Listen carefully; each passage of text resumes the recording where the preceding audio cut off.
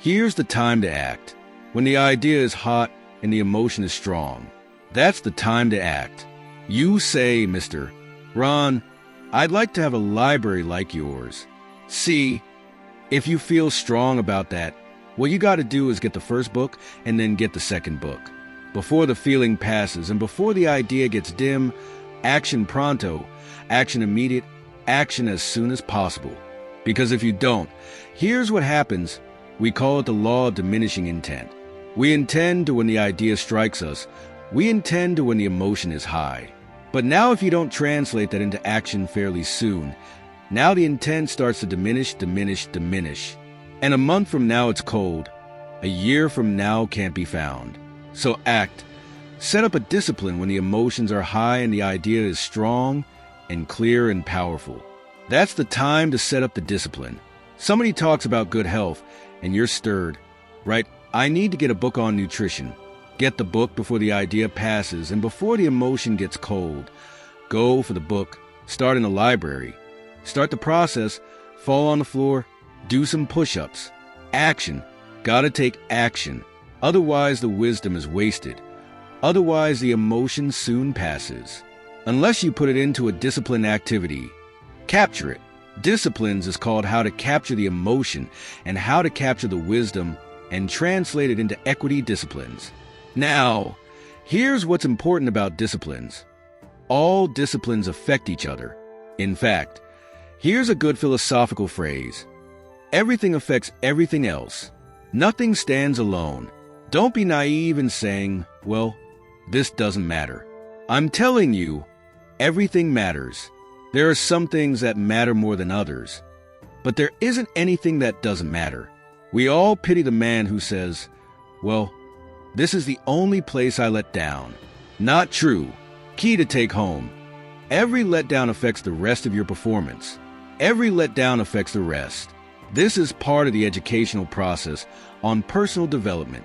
If you don't take the walk around the block, you probably won't do the apple a day. If you don't do the apple a day, you probably won't start building your library. If you don't build your library, you probably won't keep a journal and you won't take pictures and you won't do this. You won't do wise things with your money, won't do wise things with your time, won't do wise things with your possibilities and relationships. And the first thing you know, 6 years of that accumulated, and we say you have messed up. So the whole key to reversing that process now is to start picking up these disciplines. Now here's the positive side. Every new discipline affects the rest of your disciplines. Every new one affects the rest. That's why action is so important. The least action, the smallest action. Take it, because when you start accomplishing and the value starts to return from that one action, it'll inspire you to do the next one, and the next one, and the next one. You start walking around the block. It'll inspire you to get an apple. Get an apple. It'll inspire you to get a book. Get a book. It'll inspire you to get a journal. Get a journal. It'll inspire you to grow, develop some skills. All disciplines affect each other. Every lack affects the rest. Every new affects the rest. The key is to diminish the lack and set up the new. And you've started a whole new life process. Key. Also, one more thought on discipline. Here's the greatest value of discipline. Self-worth, self-esteem. People are teaching self-esteem these days, but they don't connect it to disciplines. The least lack of discipline, and it starts to erode our psyche. One of the greatest temptations is to just ease up a little bit, right? The slightest lack of doing your best starts to erode the psyche. Instead of doing your best, doing just a little less than your best. Sure enough, you say, well, it's just going to affect my sales. No, it's going to affect your consciousness. It's going to affect your philosophy. Now you've begun in the slightest way to affect your own philosophy. Here's the problem with the least neglect.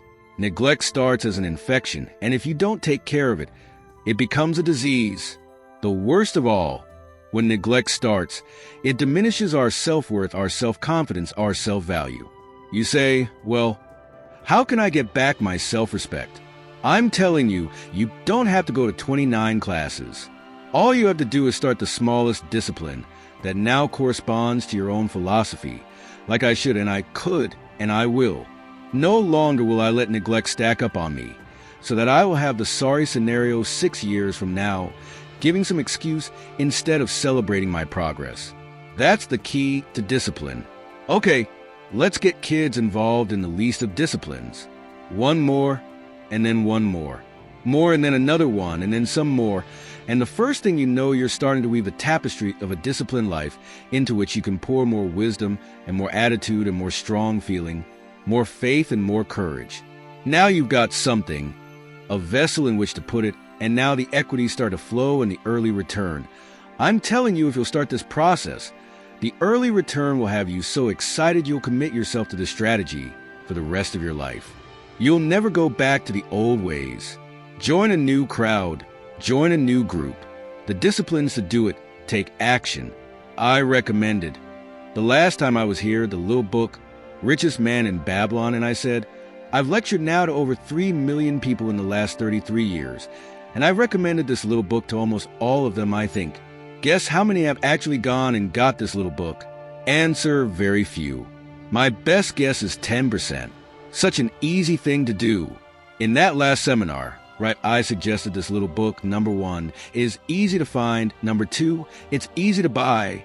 The most you can pay for it's $6, $7, $8. You can borrow that from your kids. And number 3, it's easy to read. It's in story form. That's why I use it for teenagers. Teaching them how to be rich by 40, 35 if you're extra bright, much sooner, if you find a unique opportunity. But if it's easy to find and easy to buy, and if it's easy to read, why wouldn't everybody go get it? We don't know. What do you know? You don't know. I don't know. Nobody knows. Here's how profound it is. Some do and some don't. Now here's the numbers. About 10% do. 90% don't or won't. We don't know the mystery of that. And I'm telling you, 10 years from now those numbers will still be the same. 10% will, 90% won't. The numbers don't change, only the faces change. You're looking at one of the faces. I used to belong to the 90% who couldn't be bothered even if it was easy. Guess how many people have a library card, wisdom of the world available. Transform your life in any value amount you want. By the way, how much is a library card in Texas? Free. Here's what free is: easy. I mean, it can't be any easier than free. Somebody says, well, would you bring it by? Well, no. At least you got go get it. No. Wisdom of the world available. Transform your life spiritually, socially, personally, economically, and every other way. Teach you how to be rich and powerful and sophisticated and healthy, influential. How many people have a library card?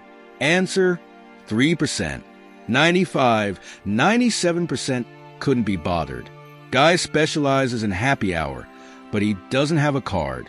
And now readily and quickly blames the government, and blames his company, and blames policy, and blames the pay scale. When if he only knew, if he joined the 3%, here's my advice to you today. Walk away from the 97%. Don't talk like they talk. Don't act like they act. Don't go where they go. Don't specialize in what they specialize in. Throw away the blame list they cling to. Start you a new life. You say, well, is it as simple as getting a library card and join the 3%? And the answer is, of course. Of course. That's how easy this stuff is. This is so easy. It's so simple. It's not complex.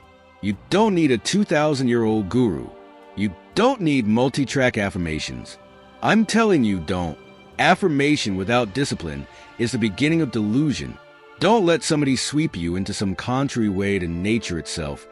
Says, unless you labor, the miracle of the seed and the soil and the seasons, and God and all the other stuff that's available, sunshine and rain, that's not available to you by affirmation.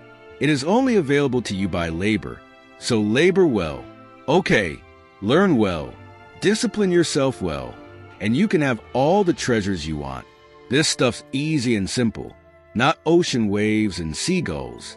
You don't have to move to Sedona, where all the force fields come together in Arizona. Let's teach our kids the simple ways to transform their health. Number 1, their economics. Number 2, their ability to communicate. Number 3, their life and treasure and lifestyle. Number 4, spirituality. Number 5, and the list goes on and on. Let's not leave out any of the least of disciplines that encourage us to do the next one. To do the next one. To do the next one. First thing you know, this whole scenario for you is spinning up instead of out of control on the negative side. This is all you got to do. It's as simple as this. It's as simple as a start committing yourself to life change. And once you start down this road, I promise you, you'll join the 10% and the 3%.